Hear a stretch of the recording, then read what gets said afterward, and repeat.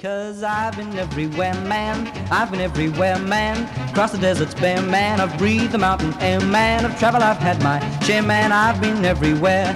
Been to Tullamore, Seymour, Lismore, Mooloolaba, Nambour, Roochdore, Kilmore, Marillaba, Birdsville, Emmaville, Wallaville, Connemara, Connemara, Strathround, Proserpine, Ulladulla, Darwin, Gingin, Lilliquin, Muckdilla, Wallumbilla, Bougainville, Cumberland, Ramakilla. I've been everywhere, man. Yes, that is a song by Lucky Star that came out in 1962. And I'm going to read you the words of the first verse that we don't hear there. Well, I was humping my bluey on the dusty Oodnadatta road when along came a semi with a high canvas covered load. If you're going to Oodnadatta, mate, you can ride with me. So I climbed the cab and sat down inside. Da-da-da-da-da. So the very first town that is named in the song I've Been Everywhere is Oodnadatta. Now, finding someone to talk to in Oodnadatta is a challenge, but finding someone who's 100 k's outside of Oodnadatta is just a piece of cake. I've stumbled over this lady. Her name is Katy Hayes, and she's going to have a chat to us about life in that neck of the woods. Good morning, Katy. Hello, how are you both today? Doing very good. well indeed. How was that for an intro? It was very good, and I would imagine where Katy lives as in conjunction with Oodnadatta would be like you in Geelong West living that far from the centre of Geelong. It's just a suburb, really. Yes, indeed. And I don't live in Geelong West, you might live in Manifold Heights. But that's terribly sorry. As you should be. Well, you don't live in Highton, you live in Wandana. No, I don't. Oh, okay. No, I live in Highton. Oh, okay, fair enough. Hey, enough of us. Katy, we should obviously ask the question which we ask everyone who comes onto Regional Roundup. Where the hell's Oodnadatta? So Oodnadatta is in pretty well the middle of nowhere. We're in the far north of South Australia, about, what is it? Well, from here to Adelaide's about a 12-hour drive, 7 hours south of Alice Springs. So, yeah, we're pretty isolated and about 200 kilometres from Cooper Pedy. Goodness gracious me, 12 hours from Adelaide. So we're closer to Adelaide than you are. That is correct, yes. By about 4 hours. Yep, that's pretty crazy, isn't it?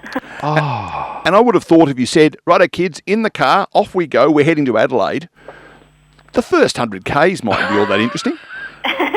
Yeah, no, it's not a very exciting road, actually. Once you do a highway, it's pretty dull and boring until you get to about Port Augusta and the traffic picks up. So, yeah, luckily both kids are quite acclimatised to long car trips and keep themselves pretty well entertained. Katy, how often do you really need to go to Adelaide? So up until this point of my life, we've generally gone down maybe once a year if we're lucky.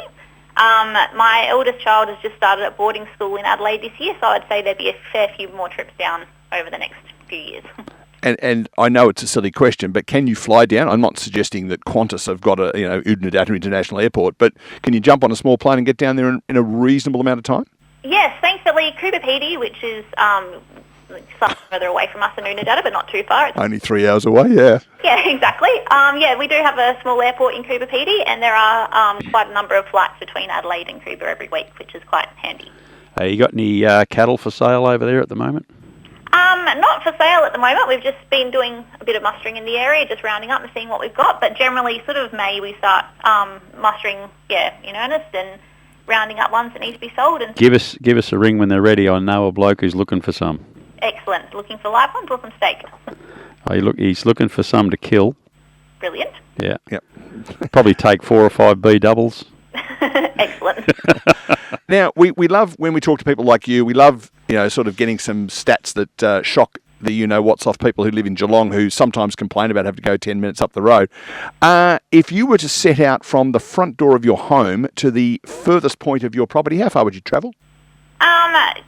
Kilometre-wise, not too far, or far enough, I suppose. Distance-wise, or time-wise, probably about 3 hours or thereabouts to the furthest boundary. Hang on a minute. Pull up. You just far. said not too many kilometres, but it takes 3 hours to get there. So what's your idea of not too many kilometres in Oodnadatta? Yeah, well, that's the thing. I suppose everywhere's just down the road. It's just a very long road sometimes. What are you talking about? Are you 90 kilometres from corner to corner or something? So the entire station is 2,750 square K, so yeah, considerable distance. And in all seriousness, how many head of cattle and or sheep do you have running on that place? So we're fully cattle. We're on the north side of the dog fence, so we do get dingoes up here, so we're not suitable for sheep. Fairly low stocking rate, generally sort of 2,000 to 2,500 cattle on the place. Fairly low stocking rate just because it is so arid. So they're not all breeding cats. So you'd have a couple of thousand cows. Yep, that is correct. So you'd have about 1,200 prime vealers. Yep. Yeah, that's perfect. Yeah, I know a bloke who'll come and visit you. Excellent. Now, I would have thought mowing the lawn would be a challenge on a property that size. I complain about the fact that I've got about 10 square metres to mow. Yes, well, I would love to have that as a challenge. Being such an arid spot, there's not much lawn. I was actually joking. And you just bring a cow in when you need it. Yeah, exactly. We've got a couple hanging around the homestead, eyeing off the lawn, quite intently most of the time. Now, one of our earlier guests is in a place called Jackson in Queensland, probably not quite as remote as you, but somewhere. Nothing like as remote as that. Like it's 30 minutes from Roma.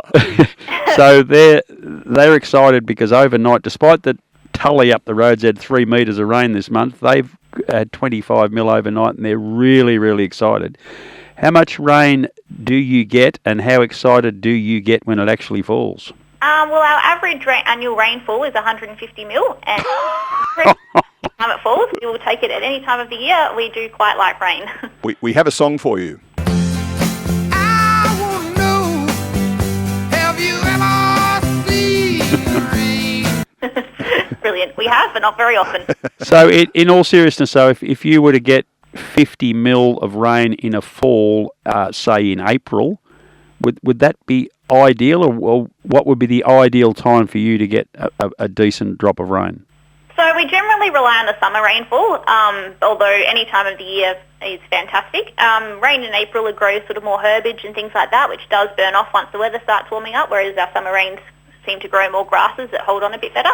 But yeah, any time of the year, 50 mil would be bloody spot on. Yeah. And given that we're talking about February, what's the highest likely temperature you will receive in February at your station? I think we've already gone past our highest. Wednesday we had a forecast of 49 degrees. I didn't actually want to look at my station's temperature gauge just to see what it was, because it felt hot enough without knowing exactly what it was, but there were other properties in the area whose temperature gauges maxed out at 50 and probably would have kept going up if they had more numbers. Wow, that's warm. Yeah, it was a little bit, yeah. And during the colder months, or not so much the colder months, because it's not necessarily the middle of winter, but how low can the temperature go overnight? So we're quite lucky where we are here. We generally don't drop below zero. We're sort of, normally our coldest nights sort of sit around 7-8 degrees, so it's cold enough, but then it normally warms up into an absolute cracker of a day the next day. Goodness gracious, I'm just breaking out in boils thinking about what it would be like trying to get used to that sort of weather on a constant basis, but also the conditions, the time, the movement required just to go and check your water. Now, are you one of those people maybe that's using drones to help that job? We're not. We're not quite that technologically advanced at this point in time, although it's an absolutely fantastic and interesting space, and I'm really looking forward to seeing what happens in that space in the future. We do have a few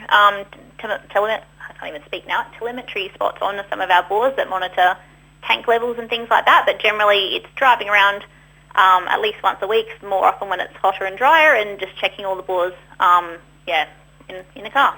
And you nip down to the corner in the car. You don't have much time to react, I suppose, because in 50-degree temperatures, if you had a water problem in the furthest corner of your property, the time required to understand there's a problem and get it fixed, because the stock obviously can't go too long without a drink when it's 50 degrees. Yep, you're not wrong there, yep. Before we let you go, Katy, the young fella, he's been in Adelaide for a couple of weeks. He has, yes. He's adapting to it really well, enjoying city life at this point in time. Excellent. So he's not screaming out, there's too many cars. I mean, to be fair, it's Adelaide, so he probably hasn't seen a car yet. Good morning to all those in Adelaide who were listening up until about 10 seconds ago. So you'll get down to see him at some stage soon, I hope. Yes. Looking forward to getting down and catching up with him, and seeing him in person, making sure he's eating well and keeping his bedroom tidy. Is he going to PAC? That is correct, yes. Yeah, there you go. Yeah, nicely a done. Bit of Adelaide I picked up when I was over there. He'll be able to play a bit of footy by the time he's finished then. Katy, it's been great fun getting to know you, and obviously recording an episode for the I've Been Everywhere project as well. Thanks for taking some time out of your busy schedule to chat to us this morning. No worries. Hope you both have a lovely weekend. Thanks, you too, Katy. mate. Stay Best cool. wishes. See ya. Bye.